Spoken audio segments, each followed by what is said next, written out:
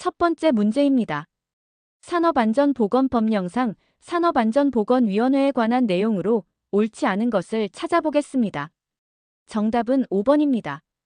사업주는 산업안전보건위원회가 요구할 때에도 개별 근로자의 건강진단 결과를 본인의 동의 없이 공개할 수 없습니다.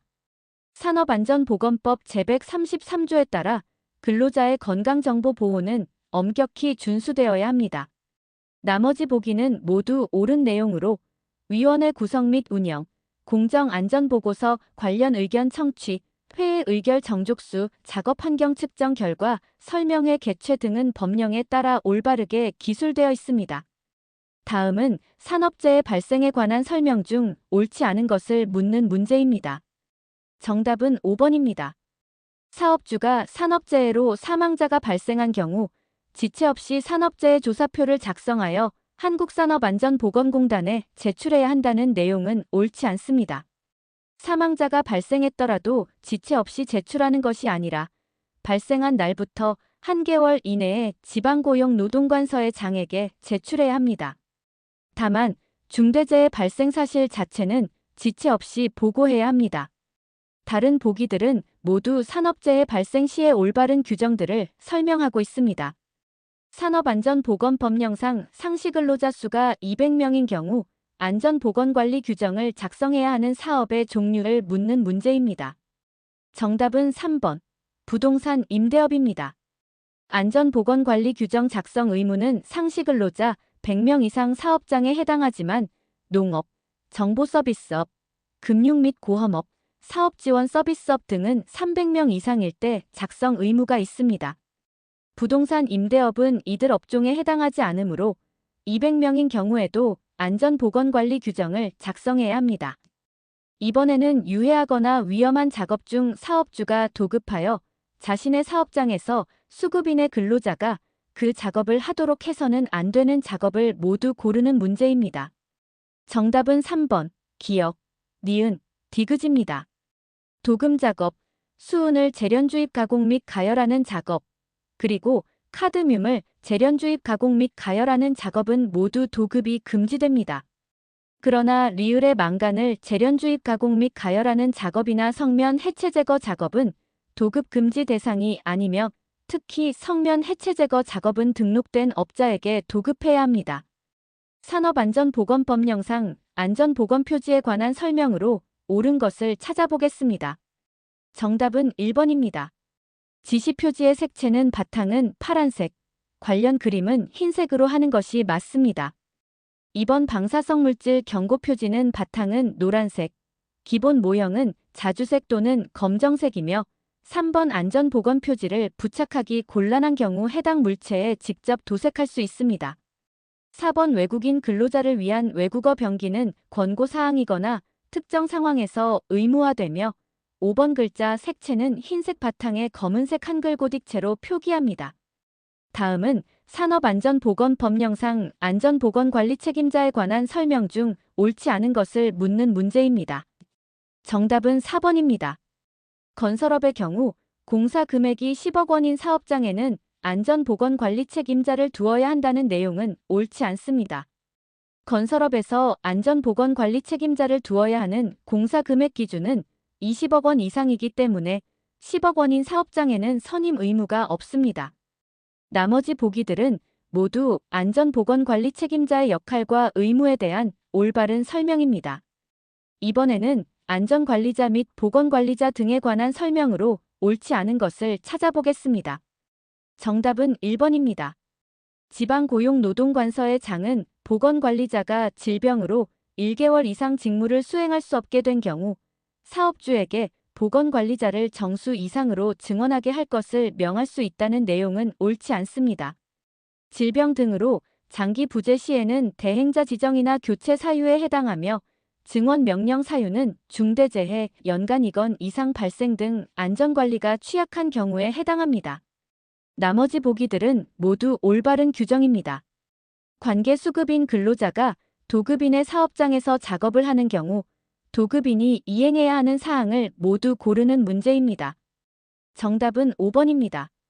제시된 모든 항목, 즉 기역 작업장 순회 점검, 니은 안전보건 교육을 위한 장소 및 자료 제공 등 지원, 디귿, 도급인과 수급인을 구성원으로 하는 안전 및 보건에 관한 협의체의 구성 및 운영, 그리고 리을 작업 장소에서 발파 작업을 하는 경우에 대비한 경보체계 운영과 대피 방법 등 훈련은 도급인이 관계 수급인 근로자의 산업재해 예방을 위해 모두 이행해야 하는 조치입니다.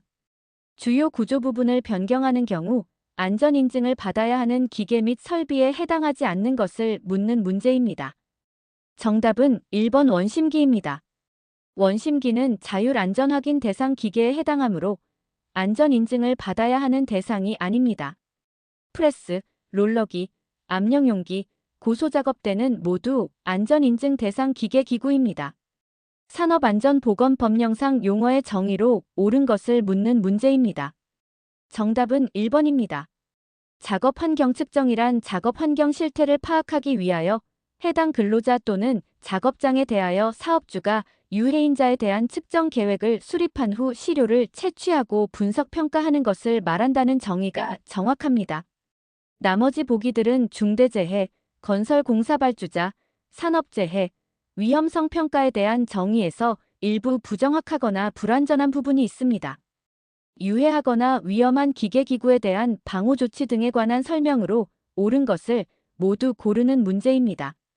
정답은 4번인 디귿과 리을입니다. 디귿 방호조치를 해체하려는 경우 사업주의 허가를 받아야 하며 리을 방호조치를 해체한 사유가 소멸하면 지체 없이 원상 회복해야 한다는 내용은 명확히 법령에 규정된 올바른 내용입니다. 기역과 니은의 구체적인 내용은 법령 확인이 필요하지만 디귿과 리을이 확실한 정답입니다. 산업안전보건법 시행규칙에 따른 건설업 기초안전보건교육의 교육시간을 묻는 문제입니다. 건설 일용 근로자를 대상으로 하는 이 교육은 최소 몇 시간 이상이어야 할까요? 정답은 3번, 4시간 이상입니다. 이번에는 보건관리자의 직무교육에 관한 내용입니다. 빈칸에 들어갈 내용을 순서대로 옳게 나열한 것을 찾아보겠습니다. 보건관리자가 의사인 경우 해당 직위에 선임된 후 기역 1년 이내에 신규 교육을 받아야 하며 신규 교육을 이수한 후 매니은 2년이 되는 날을 기준으로 전후 디귿 6개월 사이에 고용노동부 장관이 실시하는 교육을 받아야 합니다. 따라서 정답은 5번, 기역은 1년, 니은은 2년, 디귿은 6개월입니다. 기계 등을 대여받은 자가 그 설치 해체 작업이 이루어지는 동안 작업 과정 전반을 영상으로 기록하여 대여 기간 동안 보관해야 하는 기계 등을 묻는 문제입니다. 정답은 2번 타워크레인입니다.